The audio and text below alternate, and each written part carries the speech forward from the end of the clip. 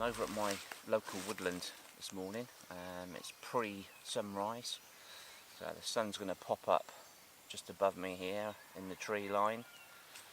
So I'm all set up. I'm primarily shooting digital today, but I've got my 5.4 set up as well, and I've got a few sheets of Velvia left, so I might try some of that. But yeah, I've been waiting months for this shot, or this particular shoot.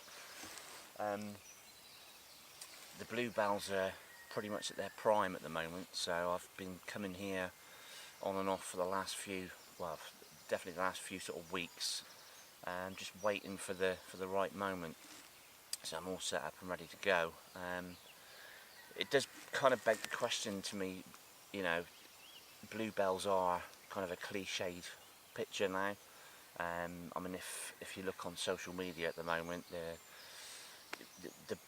the whole platform's kind of overrun with pictures of bluebells. It's that time of year, and it does kind of beg the question: is it worth shooting bluebells?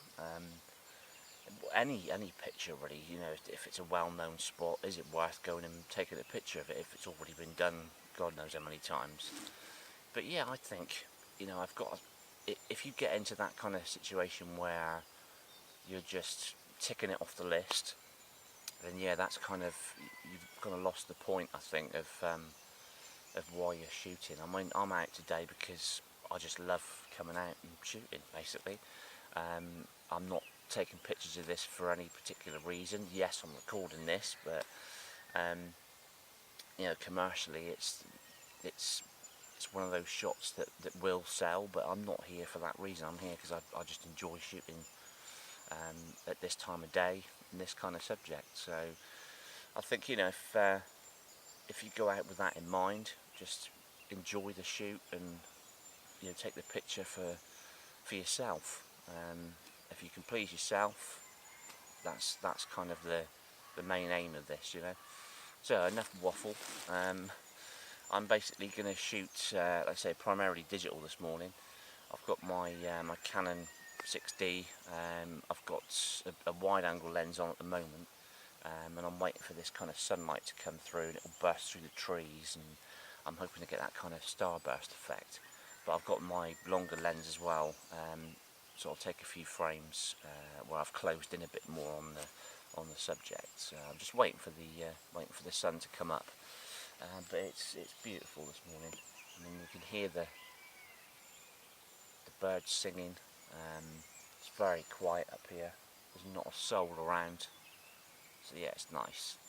Settings wise, I always keep my white balance on daylight white balance. I'm going to use probably a soft grad over the sky just to keep the detail in that top of the part of the frame.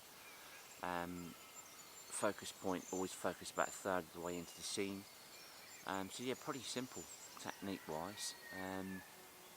It's just about the composition more than anything. I'll do a variation of shots with big foregrounds, like right up close, and some longer telephoto shots as well. But it's the all important light that I'm waiting for. That kind of makes the shot. Well, the sun's popped through now. You can see, I don't know if you can see in the video, but it's kind of starbursting already. You don't get long to do this technique, even at this time of year. I mean, we're kind of midway through April at the moment. But the idea is to try and get the brightest part of the sun behind a branch or a tree, so it just starts to poke out behind the tree and it bursts basically.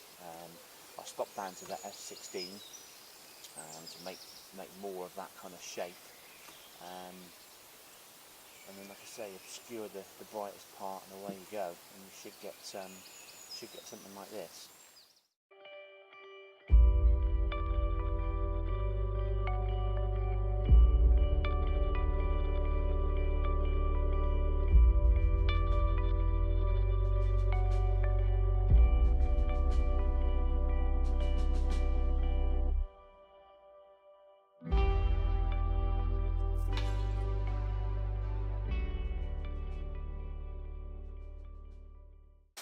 I'm flitting around all over the place now, trying to the sun's rising quite quickly, so each time I set a shot up, I've only got literally seconds before the sun starts to move again and flares through the trees.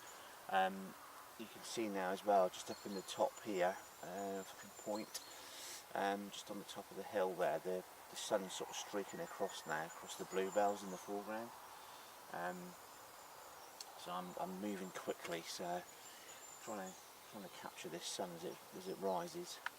You can see what I mean now. This is where the sun's bursting through. Within a few seconds, it starts to shift position, and you have to keep moving and moving and moving. This is the light I'm talking about here, which is kind of streaking across the landscape, or the bluebells.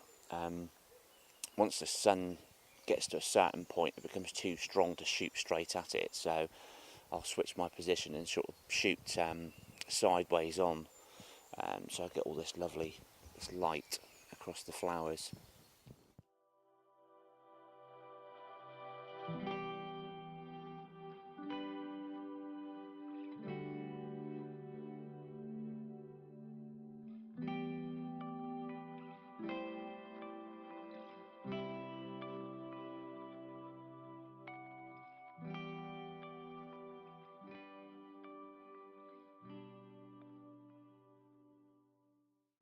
Well, while I'm flipping around here taking shots, I've swapped lenses, I've changed positions loads of times now, so I'll put these up now so you can have a look what I'm shooting here.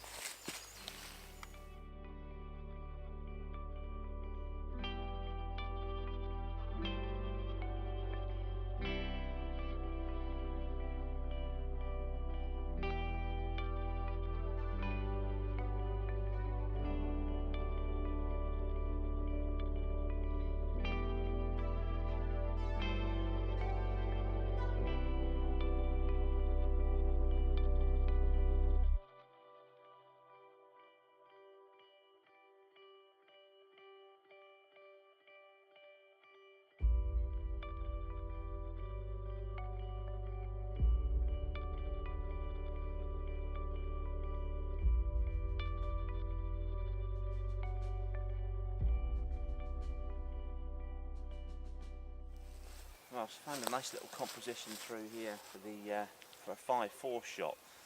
So I'm going to load a couple of sheets of Velvia up, Velvia 50. It's quite subtle light now at the moment. The sun's got a bit too high to shoot straight into the light. Right, I've got some Velvia. Taking my meter readings off the foreground here. It's quite neutral at the moment. There's no highlights or shadow detail to worry about. I'm getting a reading of 1 second at f/22, and I'm shooting at f/45 on the Intrepid 5/4, just to get the focus, depth of field in the trees from the top to bottom, and obviously right through the shot. So that means that's another 2 stops over my reading from my digital camera. So that will bring me from 1 second, 2 seconds, and then to 4 seconds for f/45. I've got no filters on, just a straight shot.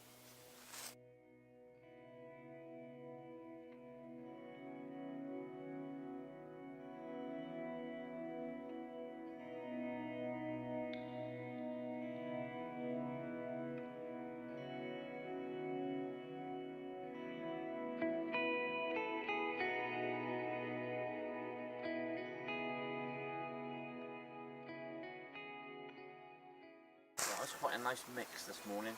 A bit of digital and a bit of 5/4 as well. Got a nice selection of shots. So it's been a good morning. The sun's kind of dipped now behind clouds, so it's a nice subtle light at the moment. But I think the best of that first light is gone now. Well, I hope you've enjoyed this one. I've had a great time this morning. It's been a good shoot. So I'll see you on the next one, and thanks for watching.